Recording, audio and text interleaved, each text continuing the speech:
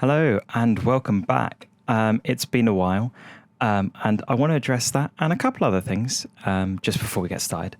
So, where have I been? I've been revising for exams. I have my A level exams in literally a week, so there won't be many videos between now and then.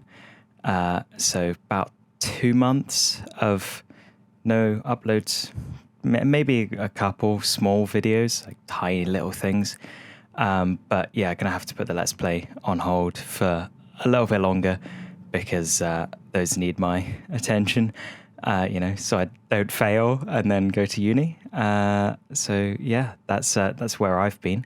But in the sort of period between the last video and this video, you may have noticed we got a new logo and some new channel art.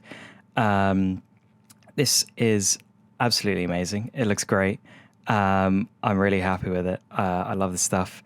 And it is created by a guy called Gumper, who has a YouTube channel, which will be linked down in the description.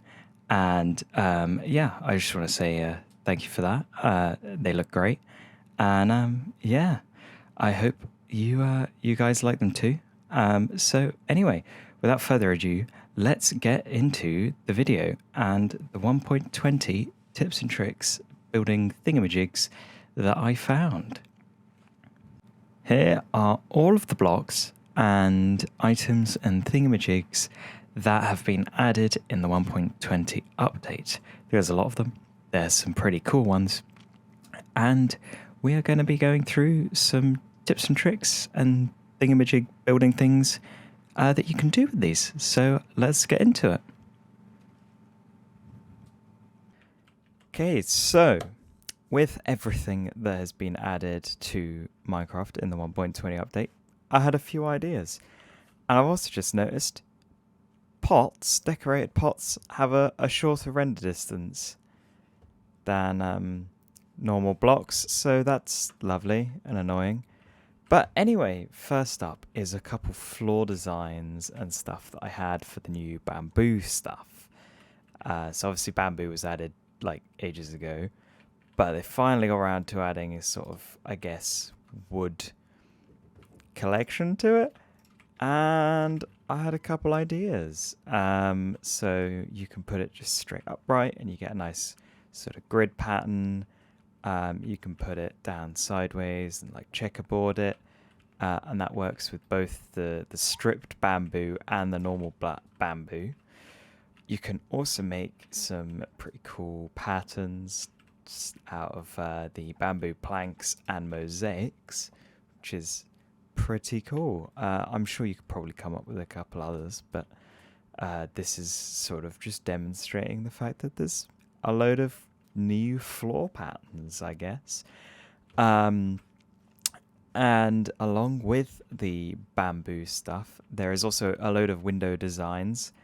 So this one and this one work more at a distance. If we go over here, for example, they work a little bit better at a distance.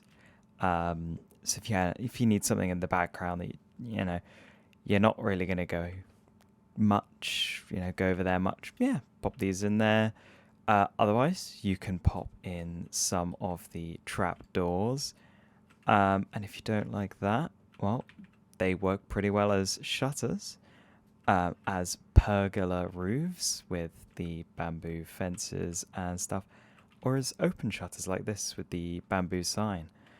And the decorated pots, they work well for a nice little chimney in sort of desert builds, I guess. And then I think this is the last bamboo one, is some lanterns. So obviously this has a really cool design on it. It's got really cool designs. You can make a floor lantern with the ochre frog light, or you can make some hanging lanterns. There's a couple different designs with the grindstone and with the chains. So those work pretty well. Now I've got a couple sort of creative only sort of ideas. just because they use the suspicious sand and gravel blocks, which are as of yet unobtainable in survival. But you have new desert texturing with the suspicious sand, just adding another texture in there, and then new sort of cobblestone texturing with the suspicious gravel.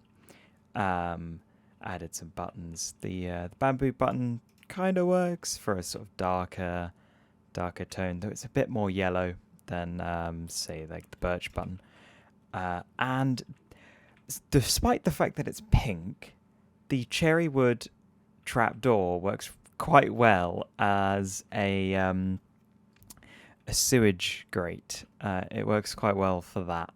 So you could maybe use it for that if you bypass the fact that it's pink.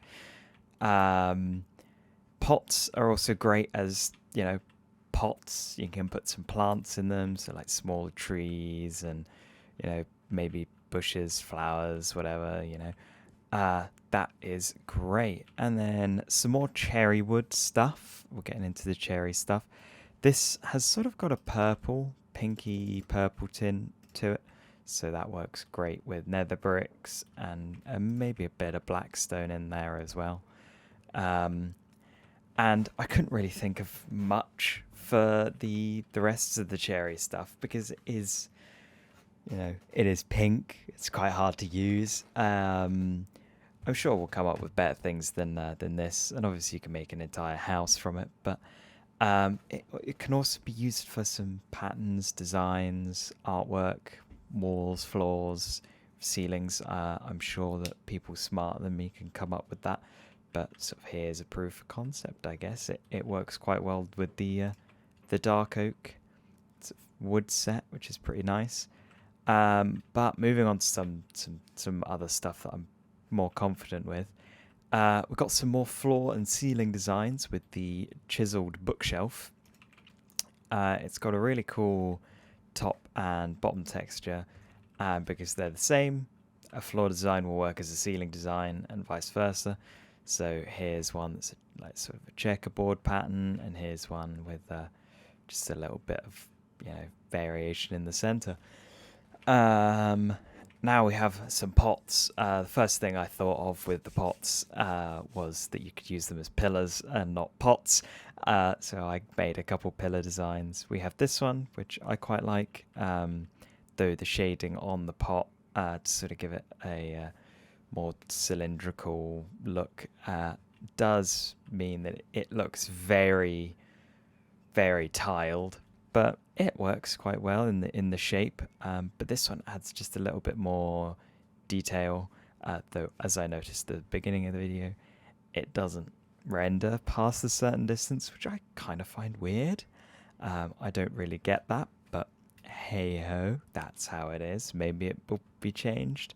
So maybe add these in the interior rather than the exterior. But moving on to the piglin head. It's a weird block because it's sort of not a block, and I never really used the head blocks. So I guess if you wanted to intimidate some people, you can put the heads on some spikes. There you go.